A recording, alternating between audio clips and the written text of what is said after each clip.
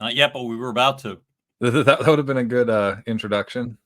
Well, here's a real introduction. Yeah. Hey now, hey now, hey now. Folks, this is John Duffin. This is Zach Carlin from Summit Chasers Network. And when you see that signal, you know something good's about to happen, right? So we welcome each and every one of you, whether you are watching us on Facebook Live. Hey, welcome to all our Facebook Live crowd. Live or on replay, we love you. If you are watching on LinkedIn live or on replay, we right here. And if you have a comment, if you're showing up live for us, that's great. If you happen to have a comment, drop it in the comments. We actually see them and respond. And in that way, we know you're here, right? Just makes it feel more collaborative, more together. Zach, how would you describe what the heck it is that we're actually doing? We're having fun, John. We're providing value. Yeah. We're providing value, insights. We're solving problems and challenges.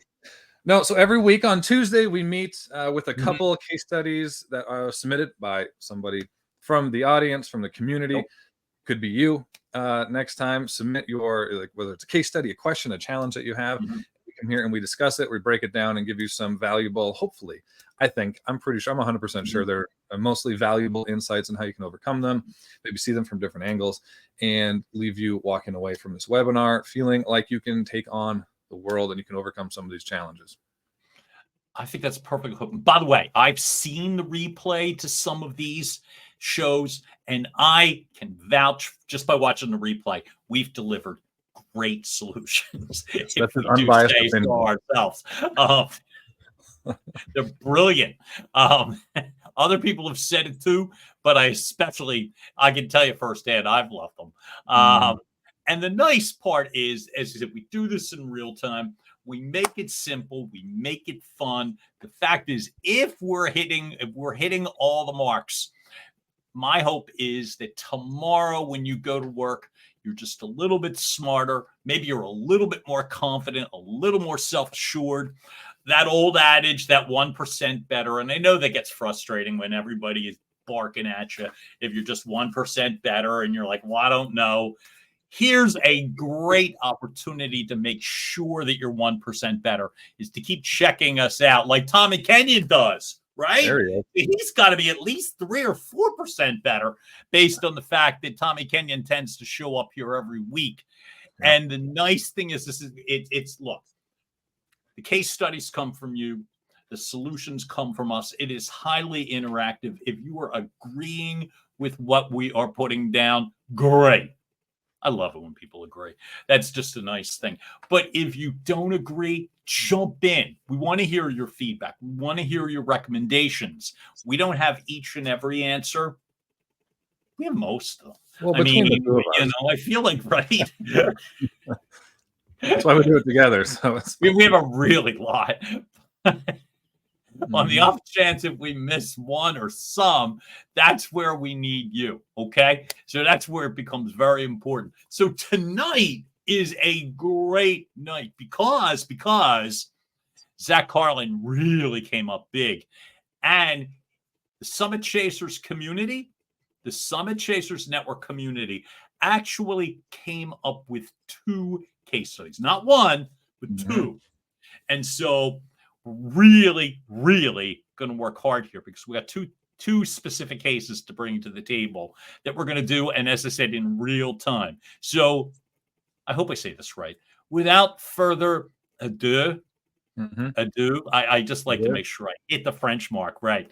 We're going to go to the first case study. All right. Hold on. All right, we're going to start here. Oh, there we go. Yeah, I'll start with Emily. So first of all, thank you, Emily, for sending this in. Met her in Arkansas, actually. She runs a digital marketing agency, so she sent this one in.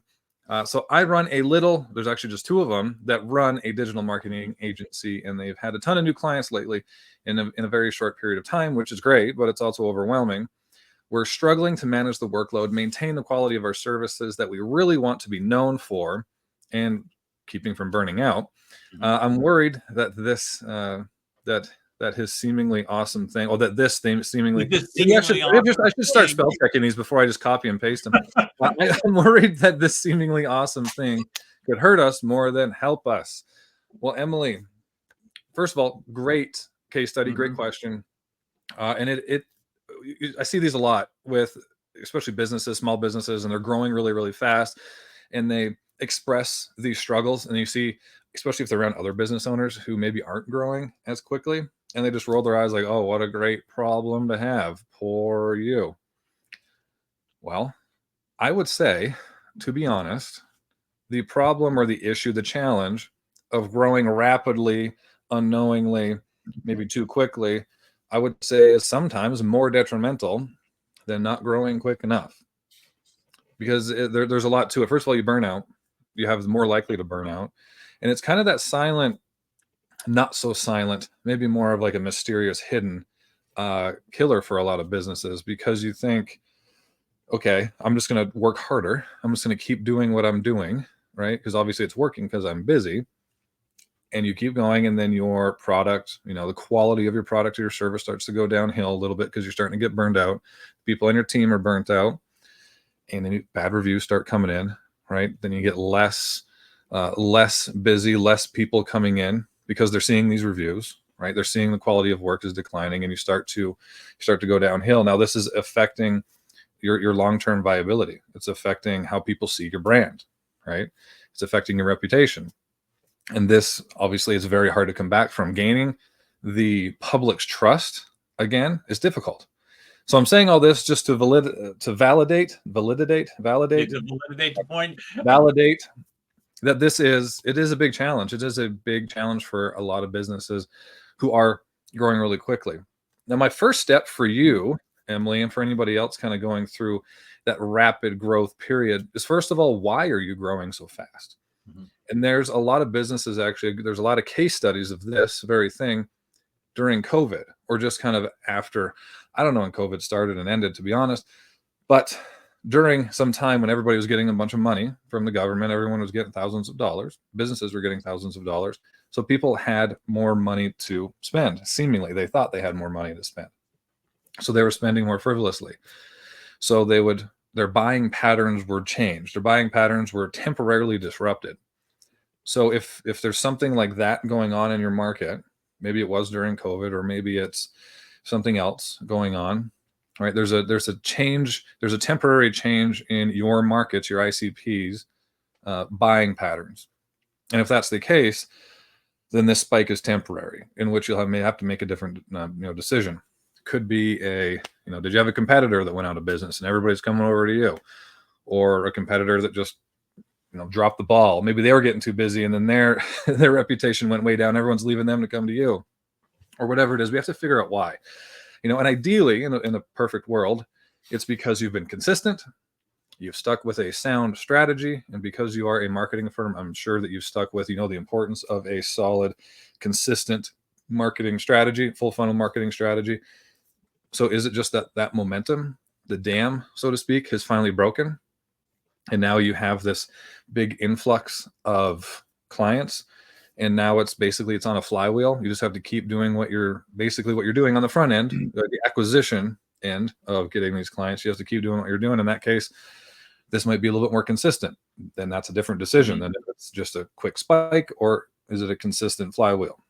So first we have to find that out. John, do you have anything to add?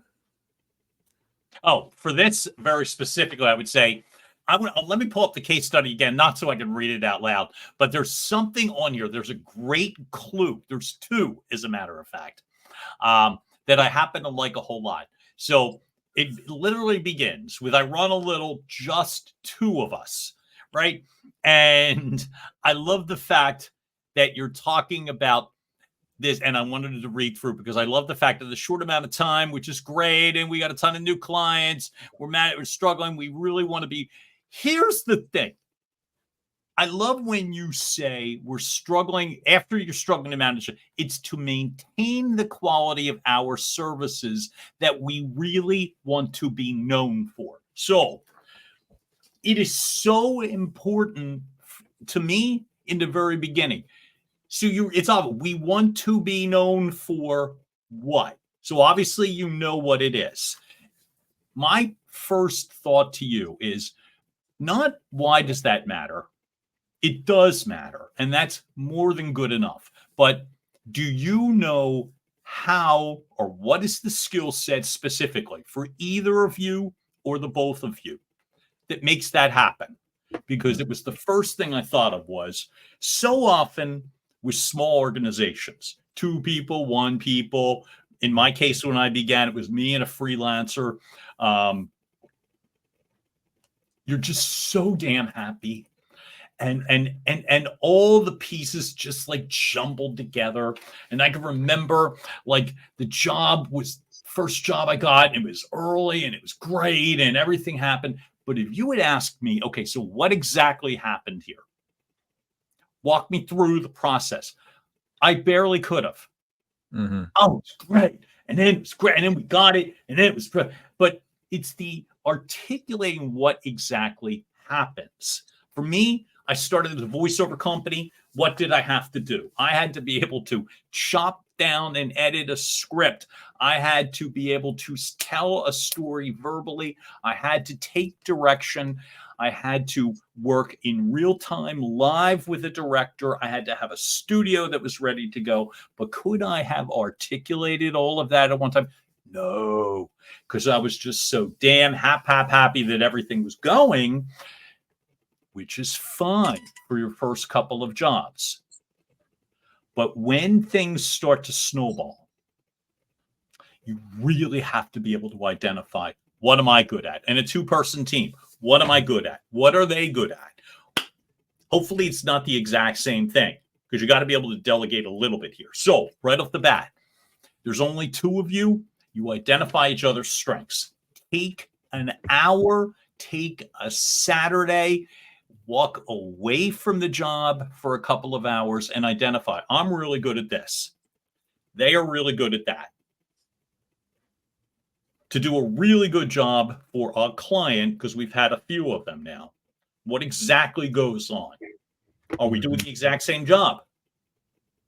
That's not good, because the fact is we should be playing to each other's strengths. So my thought is you got to be able to identify what makes the job good, what makes the process good. Lay out the process.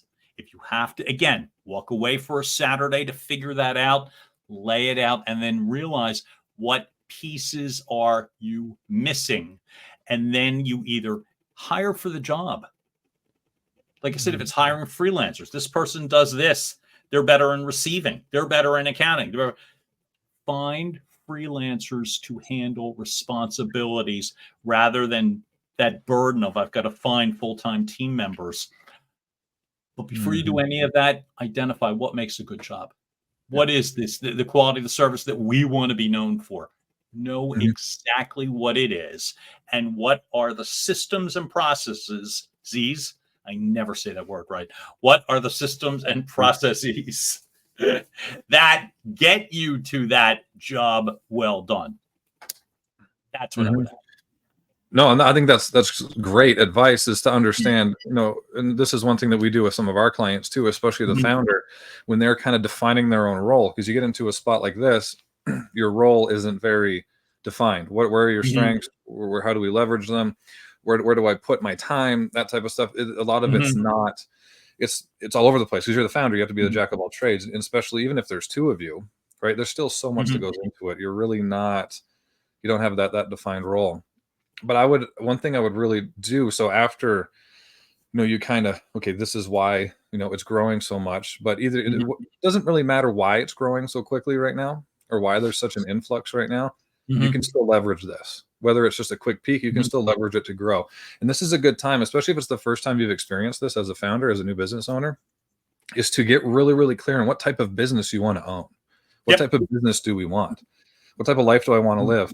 Because then you really, there's more than 2 options here, but really, to make it simple for right now, you have low volume, high quality. There's one option. High volume, moderate, pretty good quality. Right. For now, that's kind of your 2 choices. And then at that point, it's we jack up our prices, we jack up our value proposition, and we go for less volume, but really high quality and really high perceived value. Right. That's one way to scale, right? Especially doing it consistently. And then the other way is we want to be able to offer more, more services. We want to be able to offer more products. Well, I want to branch into other states and I want to go global type of thing. Like if that's what you want, as Walter White said in Breaking Bad, I'm not in the meth business. I'm in the empire business. If that's your attitude, Missionary. Let's go. Well, let's go. But you have to be really clear on that, because those are two very different decisions, and those are two different, not very different, but they're very different. They're fairly different ways that you can start to leverage this growth that you have right now. Right now, let's say, I think either way, the next thing is do exactly what you said to do, which was define, okay, put everything out there, take inventory, of what your responsibilities are. Right. And then, most of the time it's okay. There's a lot of administrative stuff that takes up a lot of my time and bandwidth. There's a lot of this stuff that is, low to moderate value activities that would be easily teachable if I said put a process in place. Let's put those things aside, define and create a job description, right? And success metrics around that, and then bring somebody in to take on those.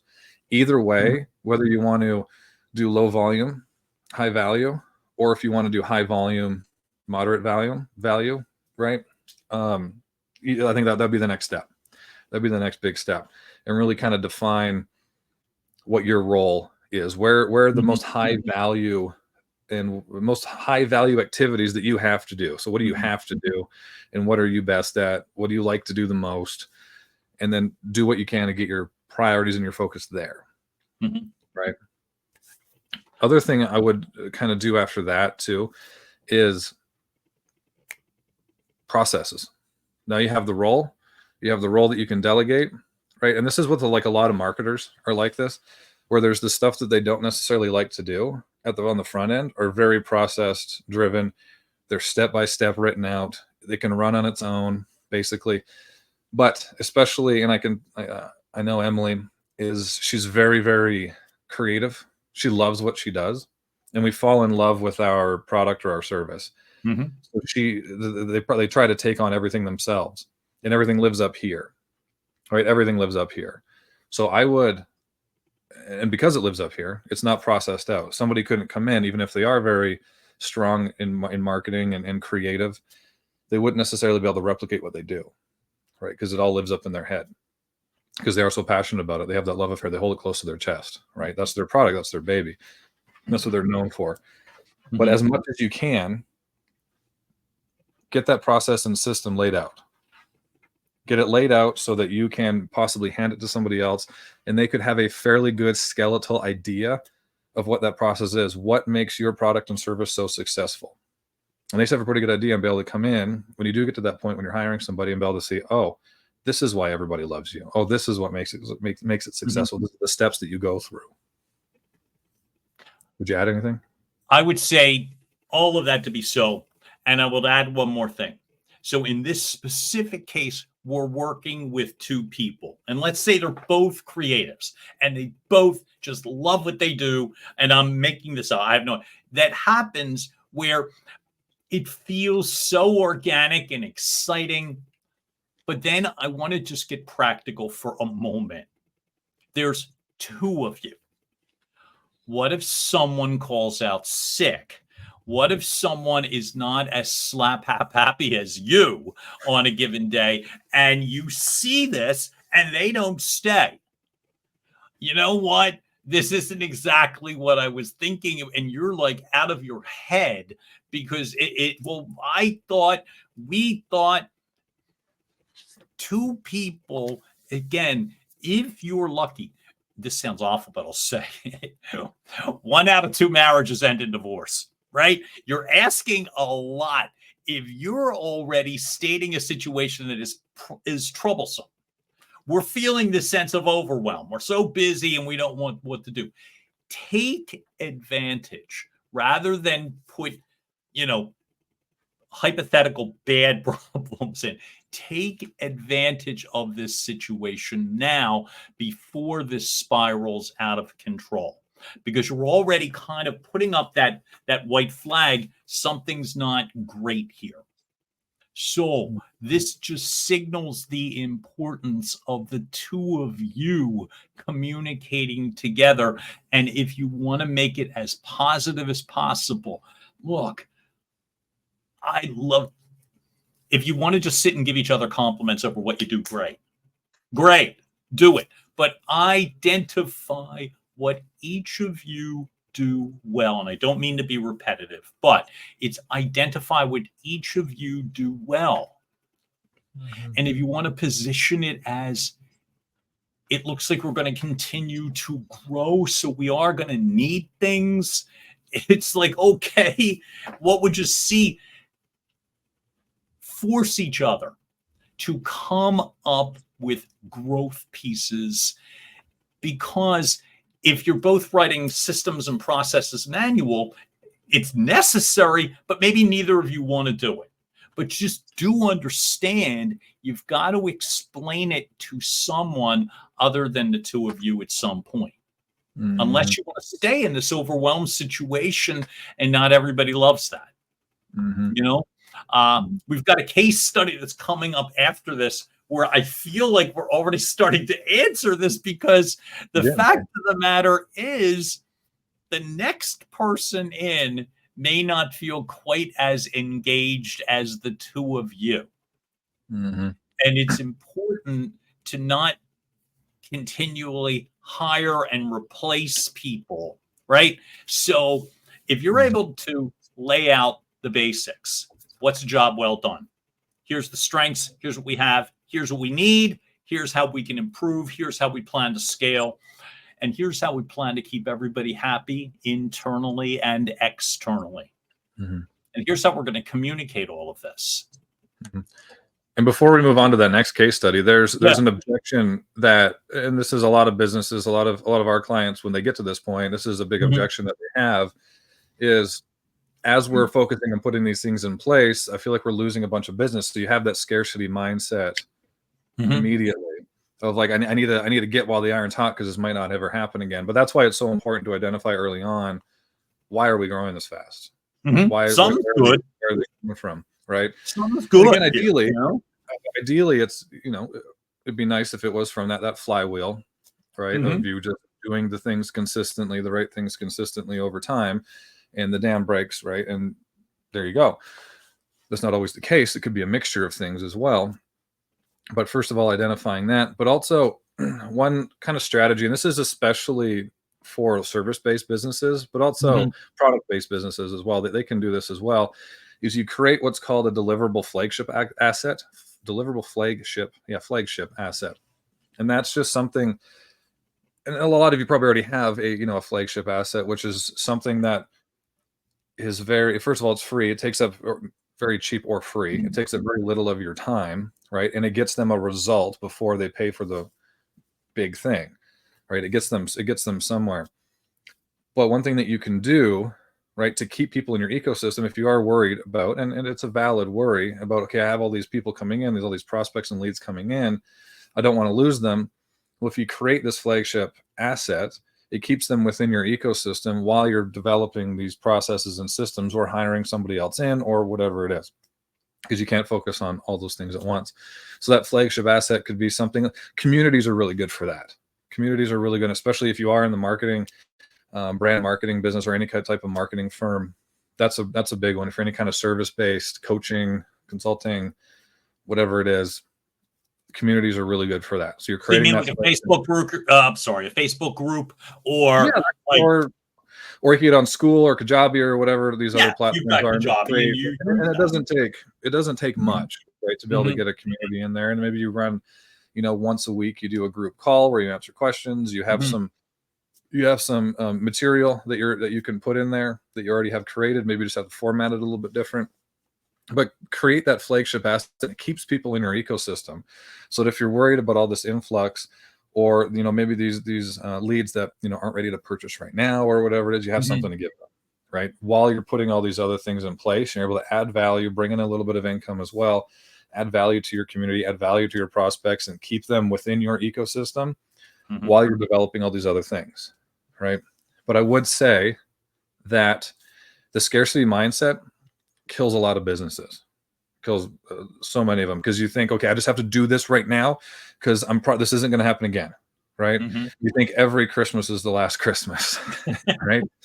And although sometimes it's valid, right? Especially if you haven't necessarily, you don't have proof of success prior, and if this spike is based on a market change and an economic struggles, or competitors down the street going out of business, whatever it is, I understand that, but you have a great opportunity to leverage this opportunity right now, this spike in clients, to over deliver with them, get great referrals, get great testimonials, and set that process up afterwards as well, so you can keep that flywheel going, or create a flywheel for you. But don't sacrifice the now for the later. Don't sacrifice the short term. Yeah, don't sacrifice the short term gains for the long term success, right? And there's a lot that they put everything into this little spike right now. We got to get everything. I got to eat all the crumbs, right? And they don't focus on setting themselves with the foundation, setting themselves up for success long term, and then they go out of business very shortly after, right? Or at least they struggle very shortly after. So I know it's easier said than done to not focus on the now, right, and focus on long term, because long term sometimes it's fuzzy, you can't see it, especially if you don't have experience running businesses or you don't have proof of success prior. But don't sacrifice the short term for setting yourself up for long term wins. Zach, it's funny because I think our whole deal is, I see you as a multifaceted threat, but really someone who builds the foundation of a business, builds from the ground up, literally. And I'm grateful to say that while building anything was never necessarily a strong suit of mine, but communicating what it is and the way that it should be happens to be a strength of mine. And I believe this specific case study is a classic example as to why you need both.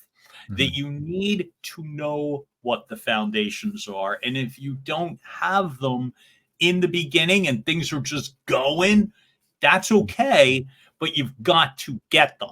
And so rather than wait until everything stops, like you said, I'm still a little sad about that last Christmas example, but but it's real. It's real. So knowing that, it's know what the hell is going on.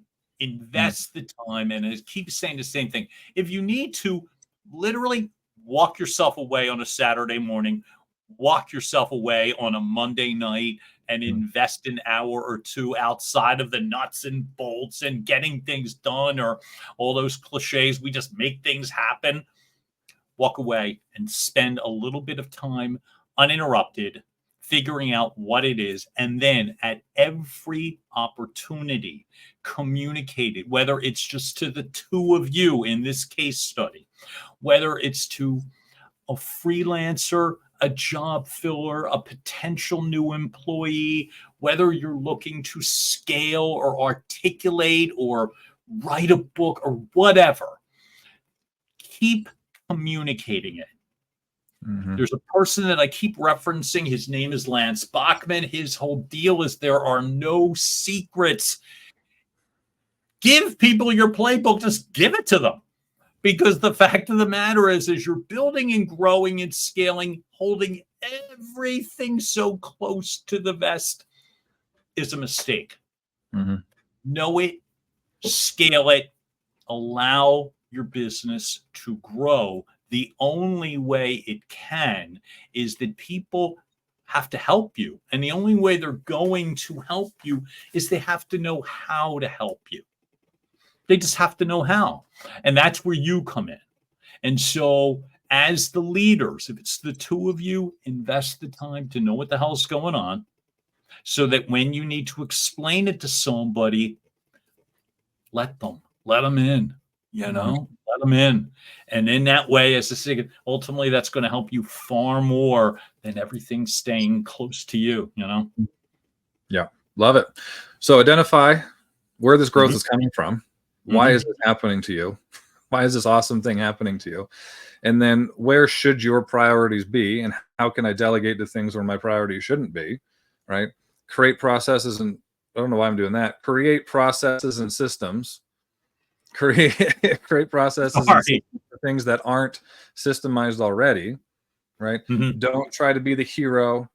Right? Don't every business. I always say this: business owners, founders love to be Superman. They try to do everything, Mhm. try to solve all the problems. Don't be that. But I'll get all the systems out there. Make everything teachable. Make everything Mhm. replicatable. Right? And then from there, you're ready to grow. You You're either ready to decide, grow. okay, I want to have a high value, lower volume business. I'm going Mhm. to create this flagship program asset that I can keep them in, that keep my community engaged and keep them engaged. And then while I'm doing that, I create maybe a kind of a scarcity effect where it's like, hey, in 2 months we're going to have room for 2 more clients, right? And you build your business that way, right? Scarcity effect, higher perceived value, you can charge more. You don't have to have as much volume to make just as much money and to grow just as much. Or if you want high volume, then you need to have job descriptions. You need to start bringing people in right away to start taking these things off of your plate. You need to identify what that actually could look like. You need to make as much of your fulfillment in your service replicatable and teachable as possible at that point. Because now you need to hire people in. You need to identify other services that you could provide that stack and are very copacetic with your current services that you provide, and grow from there. But first, you got to decide. You got to figure out why it happened, and then what type of business do you want. And then off you go. Beautiful. All And then right, off case you study go. number 2. Well, what about that? So love these as it's anonymous. I think I know who it is, but I'm not going to call them out. We're not going to out them as I'm well. not going to call them out. If they happen to be on the call, we're really not going to out them. Yeah, It's no, we're our good. little secret. Yeah. So I run a software development firm, and it has been growing rapidly. But we can't seem to keep people. Some good developers and engineers leave for bigger companies offering better money. It's affecting our project timelines and overall team morale. We need help to improve employee retention and create a more attractive work environment. So you and I kind of talked about this one beforehand, and we were planning on being kind of direct, so to speak, with this one. I think snarky was one of the words I used. Snarky was a word that came out there. Dear anonymous. Yeah, dear John. So this is one of the things that when one of our pillars at Summit Chasers, especially for leaders and founders, business owners, is start with you. To start with you, leadership and personal development, and that includes taking responsibility for everything. So one thing that I will say is it is very, very, very likely that they are not leaving you for other companies for better money. They are leaving you for something different. They're leaving you to not work with you. That's being direct. That's most likely what it is. Most likely. That's a little harsh. I was gonna. It's harsh, but it is what it is. A lot, especially when you look at developers, and I have experience working with many software development companies, and especially those that employ 1099 developers, they're creatives. A lot of them are creatives. When they just want to come in, they want to work on their projects, they want to create something amazing, and then they want to move on to the next project. They don't want to be micromanaged, right? They don't want to be told. They don't want to be confined in such a box where they can't practice that creativeness, that innovation, right? They don't want to be in that box. They don't want to be micromanaged into only doing things one way, right? Very rarely do they leave just for money, right? A lot of them, if they are happy where they're at, they're able to do what they love, and they're treated right, and they're not confined in a box. Even if a bigger company came and offered them a couple more bucks an hour or per project, likely they won't leave. I have to agree, and I was only kidding with the faces I was making. It's accurate. Look, what I was gonna say, first off, dear anonymous, thank you for that question. And dear anonymous, here's the thing: people leave for a reason, and when they don't know what else to say, Or if they don't really want to say things like, I don't know what the hell's going on here. Nobody talks to me. I don't know what the whole purpose is. I'm walking into an office with everybody that's either working remotely or with headsets on, and no one's speaking to me, and I have no idea. It's easier for me to say I'm leaving for more money, and then I just have to hope you don't match it, because then I have a different problem. Here's to me, they leave for a reason. I love when Zach just said it starts with you, and I'm right there, because I have been in my career a manager of a lot of people, a manager of a few people. I have been in my opinion, a terrible manager in the beginning, and then I became a better one with time and experience. The reason I say I was a terrible manager at one point wasn't because I was throwing things at people or hollering at people. I was so busy doing other things than being with my people that people would leave. And it's because I was just so busy doing other things that they weren't a priority. People feel that. And so, horrible lessons to learn. By the way, I had an exact example where somebody quit at lunchtime on their first day. Lunchtime. Was it you? You were the one that quit on lunchtime. No, they quit on me. Oh, they okay. quit on me. So I had to get and they left a letter. Oh. Right? So I just had the letter. Nobody talked to me. And I'm dead serious. Nobody talked to me, and therefore I'm resigning. Awful. Oh, that was their reason. They said it. That was the reason, right? So try not to do that. But in all seriousness, this is why you hear people talk about culture and response. It really matters. You do not have to have all the answers. You do not have to put that kind of pressure on yourself. As a leader, you have to have some of the answers, because allegedly that's why you're the leader. And two, you have to be able to communicate them at some point, because sometimes that's all people want. Now, good working conditions, chances for advancement, a decent competitive wage, a foosball table, all things that could be great for an employee. But the main one is just a sense of knowing they belong, and they have a clear understanding as to what their role is and how they should be, doing it in order to meet or exceed expectations. And that's on you. That's on you. Clear, continuous, not micromanaging, but clear, continuous communications in regards to the big picture and where each person fits in.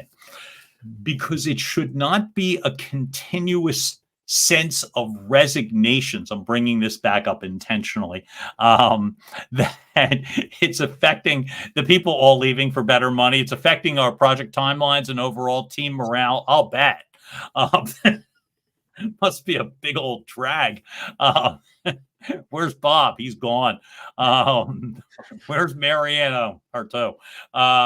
So you want to create a more attractive work environment? Do so. Absolutely do so. How? What the hell's going on? Where you fit in here? And what's in it for you when we hit the goals, exceed expectations? What's in it for them? I don't mean me. I'm saying what's in it for them, because that's what keeps people. That's what keeps people, is that they have a sense of purpose. What they do matters to somebody. To somebody, it matters. And there's a path for success or advancement, and they know what it is. Yeah. No, there's a quote where it's in a small business, the biggest indicator of retention is the benefits of being around you. right? So the benefits of I love that. Yep. Of what it's not necessarily like your 401k or healthcare. That stuff's great. That stuff helps big time. The benefits of how do you help them improve? How do you help them grow? How do you help them become better? How do you help them? All these types of things, right? And especially if you're in something like this, which is, if you're talking to a lot of engineers and developers and that kind of stuff, is are you putting them in a box? Are you confining them? Or are you letting them breathe and grow and be better? If you are doing that, they will not leave you for a couple extra bucks. They just won't, right? They see so much more value in it. So if you think of it in terms of that, what are the benefits of them being around me, right? What am I offering them as far as, my knowledge, experience, feedback, accountability, all those things positively? They're most likely going to stay, whether it's for more money or not, right? Another thing too, there's another one, I can't remember the quote, but another concept of, I would ask, what's your hiring process? And I had a client and somebody just quit, and they had issues with retention, especially in their outside sales team. And somebody quit, and I was like, why did they quit? And they were like, well, they were bad. They just sucked at the job. We just need to get them out. It was a good thing that they left, all this kind of stuff. And I'm like, oh, okay. So how did somebody who sucked at outside sales get through your hiring process? So you're hiring people that suck then. So your hiring process sucks. They don't suck. They probably go somewhere else and be really, really good, especially if they got hired somewhere that was a good fit for them. So are you telling me that they suck, or does the hiring process suck? And they're like, I don't know what the hiring process is. I don't know. That's typically the answer. I don't know. I know maybe what the process was for that particular hire, but that process was a lot different than this one. When we hired this person over here, and they were great, but we never did that again. Then we hired 10 other people, and none of them worked out because we didn't follow a tried and true sales process, or never even bothered to figure out what that successful process is. So I look at, how are you hiring them? And a lot of times I get it, especially you bring on, you sign up a new client and they have a big project, a big piece of software that you're developing for them, and it's huge, and you just need developers, you need engineers quickly. Yes. So you're just hiring people in. You're just bringing them in just to get just bodies. Let's call it warm body syndrome, where you're just getting people in, right? Right. Backsides and seats, and they don't bum that. Right. I need somebody who knows how to put the one next to the two, and that's it, right? And then they finish that project, right? And there's no. And let's say they finish that project. The next project is a lot different than this project. It's handled a lot differently. It's not what they expected. It's not what was in the job description. They're going to leave. They're going to leave. It's just the way it is, right? That's help. You're hiring help. I'm going to give you an example. Me on the other end. So I'll give you a personal example. Some point in my career, I won't say when, but I will see this happen to me. And so I took a position, sales consultancy position, and loved the prospects of it. And I remember having a great, lengthy, very personal interview with the hiring manager. And I'm going to tell you, in the 2 weeks that followed, we communicated, saw each other about 50 times. We communicated about 4 times. And each of those 4 times was me trying to follow up with something that wasn't resolved. And I quit as a result.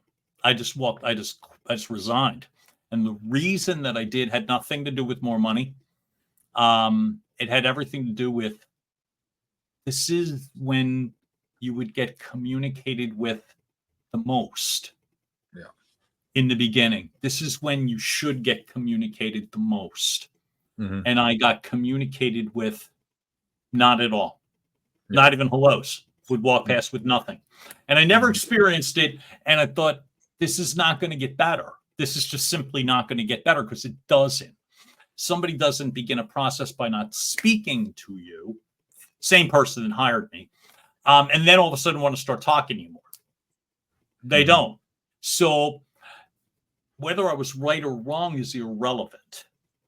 But what happens is people leave for things like that. I'm like, there's no way this is going to get better or improve, or, and I thought, no, I'm not staying. And so I didn't. And as I said, was it the right thing to do? I'm not sure. But when people say it's the little things are the big things. Mm-hmm. In that specific instance, little things. And this was the only person in that company of a series of managers, including the owner of the corporation.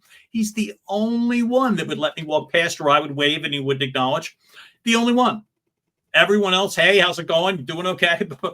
And by the way, that's all I wanted or needed. That's all I wanted or needed was that. And I'm like, I remember thinking, but if something really matters, there's just no chance in the world that and so for a company, for this specific case study, right? And you don't know what it is, just what you know is that it's affecting team morale. I'm just going to say, damn right it is. And damn right it's gonna. So you got to know what this is exactly. Don't let one more person walk out.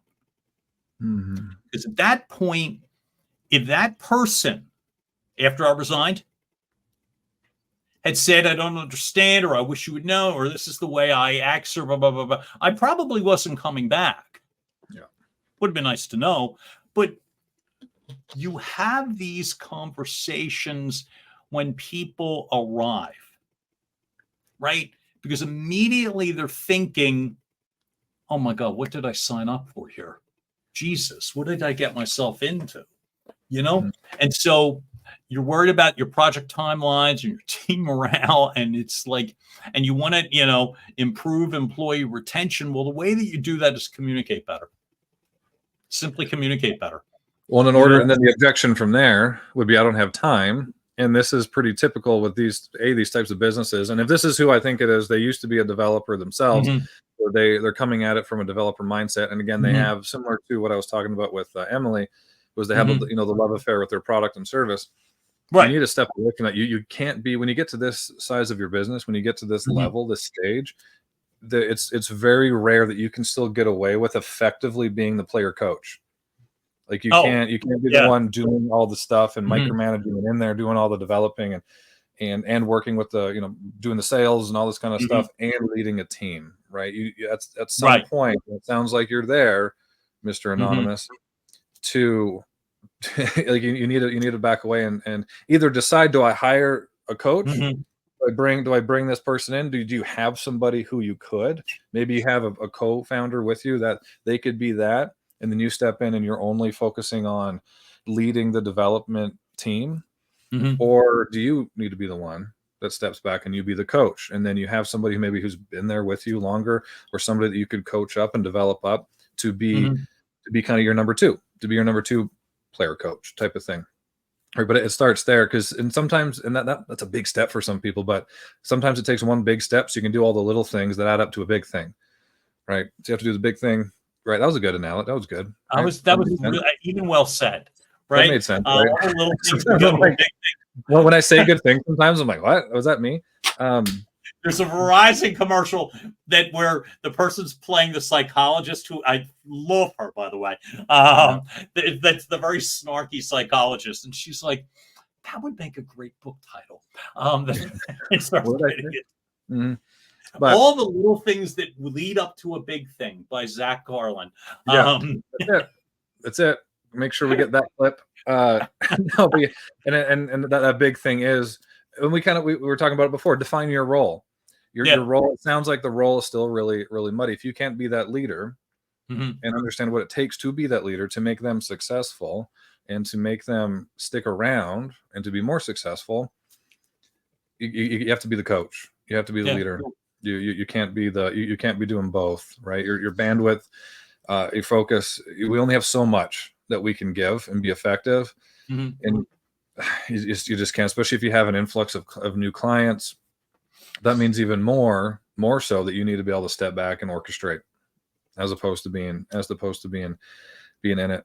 But I would start doing exit interviews to find out why they're leaving, right? And I know that not all of them will do an interview, but a few of them will. A few of them will, and you'll get valuable insights. And especially if it's after the fact, things have cooled off, right? Maybe it's been a week. You do the exit interview. Maybe it's been a few days even. You do the interview, and their initial reason for leaving, they initially say, hey, I took an offer somewhere else for more money. They could say, look, I felt like I felt like I was in a box. I felt like I was being micromanaged all the time, or this isn't really what I initially signed up for. That means, is your job description that you're even putting up there consistent with what the job really is? Is your hiring process on point, right? You'll find out this person was never a good fit for our company. We have different projects all over the place. This person only works in this one specific area. They shouldn't have been hired, right? So your hiring process, really, really, really, really look into your hiring process. And if that's something that needs to be more robustly developed, then that's another reason that you need to take yourself out of the game and onto the bench and start being the visionary coach, leader, right? As opposed to being in there all the time. And it's the same thing. Or if that's not in your bandwidth, then you got to bring in someone else to be the coach.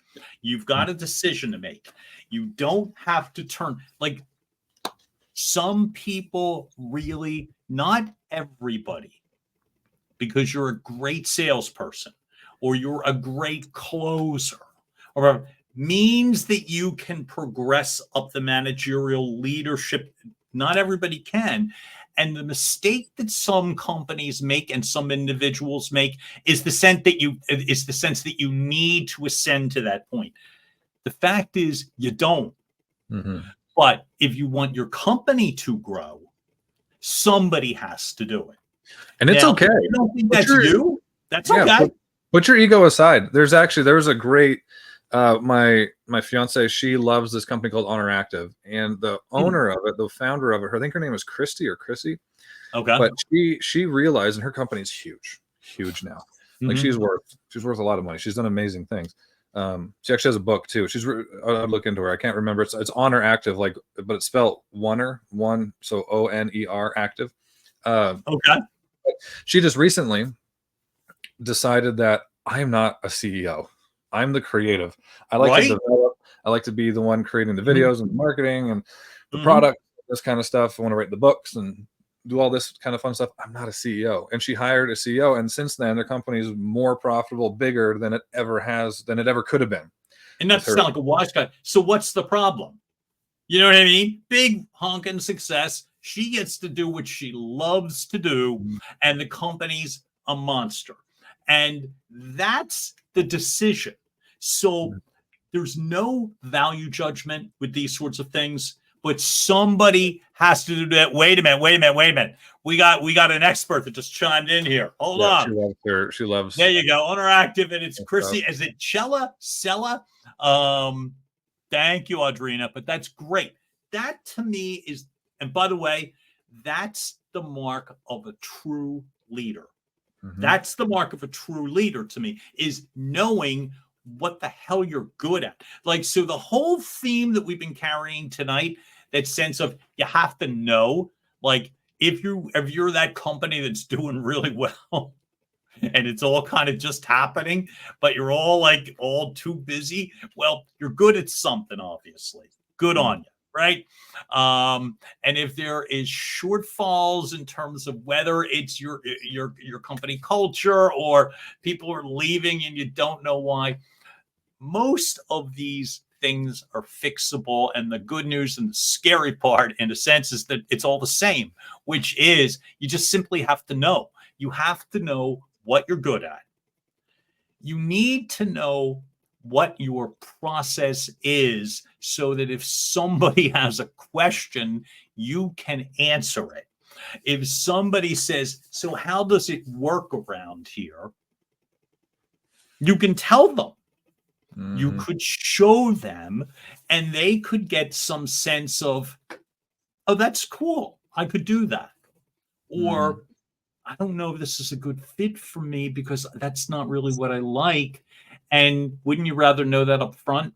And so to me, it's the sense of, rather, if you feel like you need to take on all the jobs, that's not necessarily a great thing. You know, unless you're a one-person company. And that's where it's like, I definitely want to check out Owner Active. I really do. I think that's just really, to me. Yeah, they got good stuff. And that's one thing that we do with our enterprise clients. We create that playbook. Mm-hmm. Like a playbook, literally a book or PDF these days, whatever. Mm-hmm. Sure. Kids want to use these days. The playbook, you should be able to hand it to somebody or email it to somebody, whatever, and they should be able to go through it and have a very good idea if they're going to have a future here, if they're going to be successful here, if they're going to fit here, if all these types of things. Just a really clear idea so that they're figuring that out, you're figuring it out very early on. Very early on. You know, but you have to take the time to do that. What is the definition of somebody who is successful here and somebody who's not? If I'm hiring for a manager, what is the definition? What do they need to accomplish? What would be their MO for the first 6 months that they're here? And then what are the attributes that we need in order to accomplish that? Let's go find this person and let's create the hiring process to make that happen. Right. But if you don't do any of that, you're just firing at the hip, warm body syndrome. People are going to leave, low morale, and then you're where we just do it.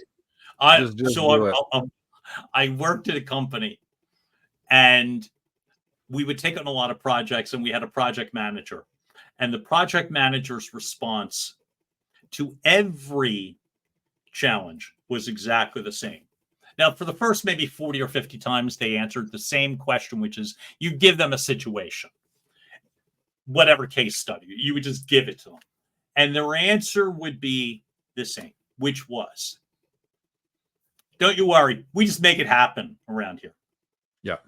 So the first several times, I'm like, well, that's awesome. We just make it happen.